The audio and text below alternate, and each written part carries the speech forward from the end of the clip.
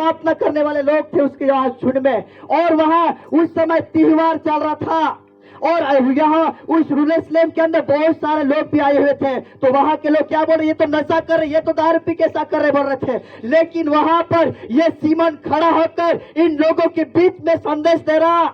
क्या संदेश दे रहा है कि तूने मुझे जीवन का मार्ग क्या बोला बताया है। हालेलुया। यीशु मसीह तो जीवन देता। पहली बात है कि यीशु मसीह जीवन देता और दूसरी बात है कि यीशु मसीह जीवन का मार्ग बताता है। आमीन। हालेलुया। यूहन्ना 14:6 में भी लिखा, मार्ग सत्य जीवन में हो। अगर हमें पिता के पास जाना है, पिता की उपस्थिति में जाना है, पिता के सम्मुख जाना है, तो यीशु मसीह के बिना हम पिता के पास नहीं जा सकते हैं मेरे प्रियो। यहाँ पे लिखा है वो जीवन का मार्ग बताया। आज प्रभु यीशु ने आपको आशीष दिया है। आज प्रभु यीशु ने आपको जीवन दिया है। उस जीवन के मार्ग में चलना, में चलना। कितने लोगों को प्रभु ने आशीष दिया, कितने लोगों को प्रभु ने जीवन दिया। अरे मुझे भी प्रभु जीवन दिया, आपको भी जीवन दिया। तो उस जीवन के रास्ते पे चलते रहना है। अभी कौन से रास्ते पे? जीवन के रास्ता छोड़कर दुनियादारी के रास्ते में नहीं चलना। दुनिया के अंदर लोग क्या पाप कर रहे, बुराई कर रहे, लड़ाई झगड़े के अंदर हमें नहीं फंसना।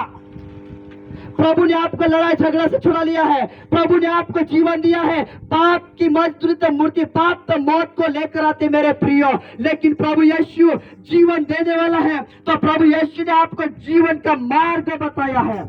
जीवन के मार्ग में बाइबल बोल रही है यहाँ पे आनंद की भरपूरी है। अगर जीवन के मार्ग से आप भटक जाओगे, पीड़ा के अंदर जाओगे, दुखों के अंदर जाओगे, समस्या के अंदर जाओगे, विपत्ति के अंदर जाओगे, तो आप विपत्ति के अंदर जाना चाहते हैं या जीवन के मार्ग में जहाँ आनंद की भरपूरी हुआ जाना चाहते हो? आज चुनाव आपके पास आ रहा है। रास्ता कौन सा चुनना है? पाप का रास्ता चुनना है या स्वर्ग का रास्ता चुनना है? हालेलुया। प्रभु ने आपको जीवन दिया है तो जीवन के मार्ग में चलना। और यहाँ पे बाइबल में लिखा है ऐसा, तू मुझे दर्शन के द्वारा आनंद से भर दिया। हालेलुया। भजन से 16:11 पढ़ो। भजन से 16:11।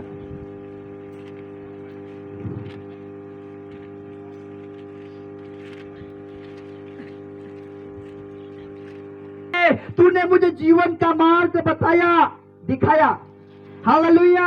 आज यीशु मसीह भी आपको जीवन का मार्ग बताया, दूसरा मार्ग नहीं बताया। पाप करना, बुराई करना ऐसा मार्ग नहीं बताया। यीशु मसीह ने क्या बताया? जीवन देने यीशु आया और जीवन देकर उसने क्या कहा? जीवन का मार्ग मैं हूं। जीवन का मार्ग दिखाने यीशु मसीह आया है।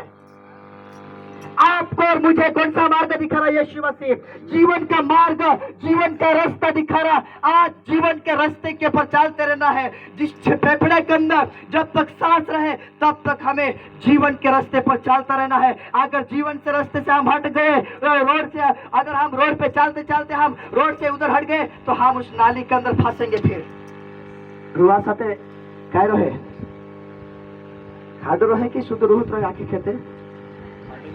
हालेलुया। अगर अपनी भी इस जीवन रूपी गाड़ी रोहे को दे खादा भरी हो गई नहीं तो पलटी जाते। समझ आ रहे बात? मतलब प्रभु ने तुमको जीवन आप्यो, अगर तिना जीवन का छोड़ी दूसरे बाटे चाल पड़शो तो हो सके प्रभु वापस भी ले ले से। प्रभु जो आशीष आपे भी लेने भी अधिकार है। हालेलुया। समाचारी बात है। हालेलुया। प्रभु ने कौन सा मार्ग बताया कि जीवन का मार्ग। हालेलुया। और नीचे क्या लिखा है? तेरे निकट आनंद की भरपूरी है। किसके निकट?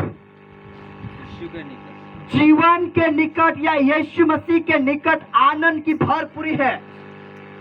हालेलुया। अगर जीवन से हमारा रास्ता बदल गया, दुनियादारी के अंदर हम चाल पड़े तो पीड़ा के अंदर, समस्या के अंदर चला जाएंगे फिर हमारा जिंदगी। और बाइबल में लिखा है, थोड़ा ऊपर भी पढ़ो, तेरे दाहिने हाथ में, किसके दाहिने हाथ में? पहली बात है कि प्रभु ने हमको जीवन का मार्ग दिखाया और प्रभु के निकट, प्रभु के पास आनंद की भरपूरी, और ऊपर यहाँ लिखा तेरे दाहिने हाथों में सुख सर्वदा बना रहता है। हालेलुया। तीसरी बात यह कि परमेश्वर की या प्रभु यीशु मसीह के दाहिने हाथों के नीचे रहना है। प्रभु के हाथों के नीचे क्या है? सुख सर्वदा है। मेरे प्रियो, अगर हम प्रभु के हाथों से हम अलग हो जाएंगे तो हमारा हाथ प्रभु के हाथ से अलग हो जाएंगे तो शत्रु शैतान भी वो इंतजार करता है, ये फलाने भाई कब परमेश्वर के हाथ से अलग है और मैं कब पकड़ू। आज प्रभु के हाथों के नीचे रहना। दूसरी बात, तीसरी बात, पहली बात है जीवन के रास्ते पे चलना और दूसरी बात है परमेश्वर के हाथों के नीचे रहना है, परमेश्वर के वचनों में रहना है, परमेश्वर की बातों में रहना है, परमेश्वर से प्रार्थना में रहना है, प्रार्थना में लौल रहना है और परमेश्वर के वचन में रहना है। अगर परमेश्वर के वचन से हम दूर हट जाएंगे, वचन से हम फिसल जाएंगे या परमेश्वर के हाथों से अलग हो जाएंगे तो समस्या परेशानी फिर पकड़ लेगी।